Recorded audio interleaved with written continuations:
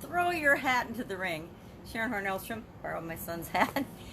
Our idiom today is to throw your hat in the ring. How do you throw your hat in the ring to benefit your business? No matter what's going on in your business right now with the pandemic and everything, whether you're opening up, a lot of businesses in my area are opening up.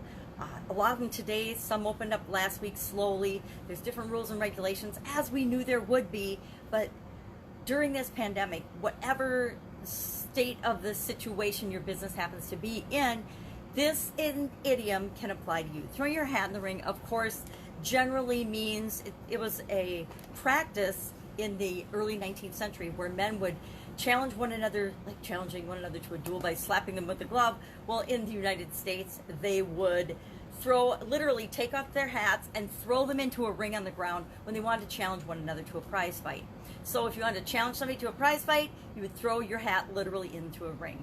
And this got transitioned to mean anybody that was running for any political office or wanted any office, any elected office, they were throwing their hat in the ring. They were entering the race, right? They wanted to be a part of the race for that particular political office, for that particular job. A lot of candidates, we use this expression nowadays when we say that somebody's going to go after a promotion or a particular job or to lead an organization or to start a business in an industry, to do anything, right? When we start anything new, when we accept any challenge, we're throwing our hat in the ring. We are stepping up and saying, yes, I want to do that. Now, politically, I have zero experience with political offices running and running for an election. None. Zero zip nada. Both my parents were civically active and involved in local politics when I was a little girl, when my sisters and I were growing up. And actually my mom pretty much forever was part of the town board as the chairman and the town clerk and things for decades in the municipality that we grew up in. Now, I think that probably soured my sisters and I because none of us have ever done anything and run for any political office. We just aren't involved in politics at all. We are all involved in various businesses and have been involved in lots of different businesses though.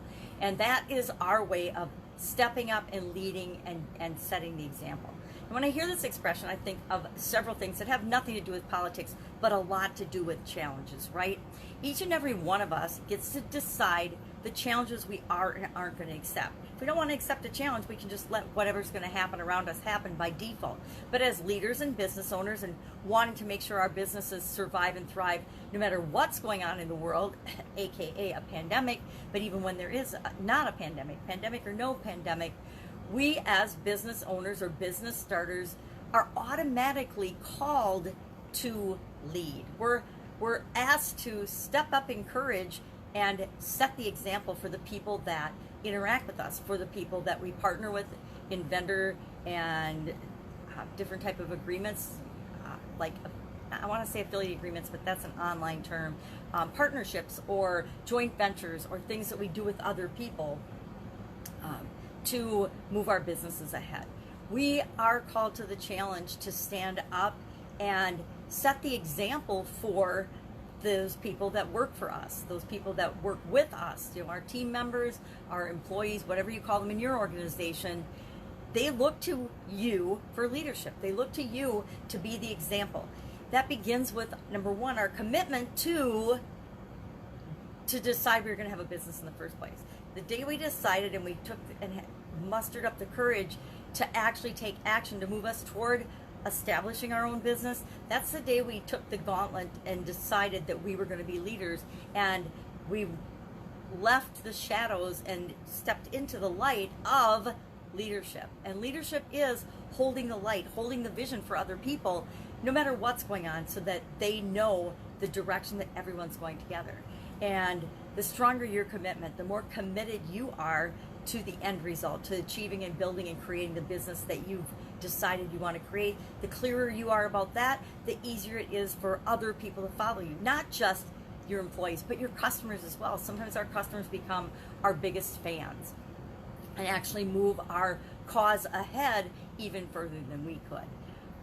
So I read this and I thought, oh, how am I going to throw your hat into the ring to be a business related thing, because it just so is dominated and comes to mind with respect to politics.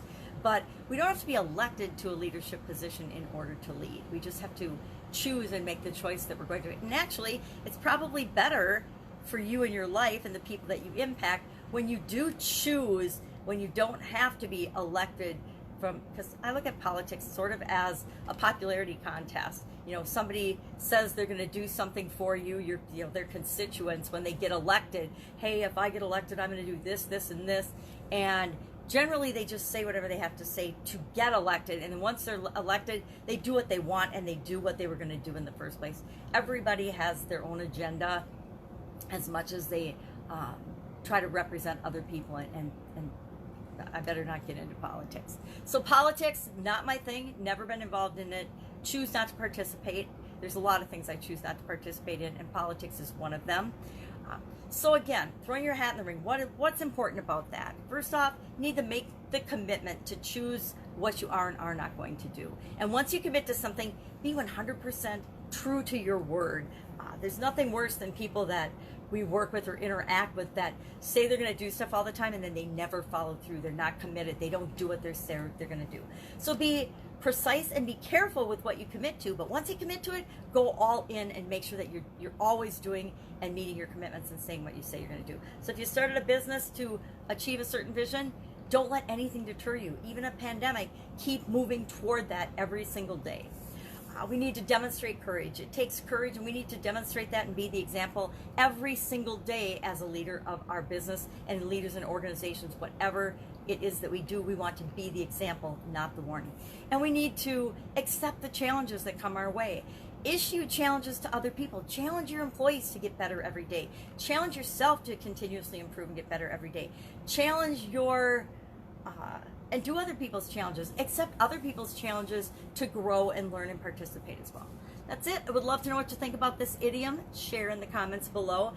And if I can help you in any way, if you have any questions, go ahead and hit me up with those as well. Otherwise, I will be with you tomorrow with another interesting idiom. What does it mean? Where does it come from? And how might you apply it to your business right now, today? Take care. Bye.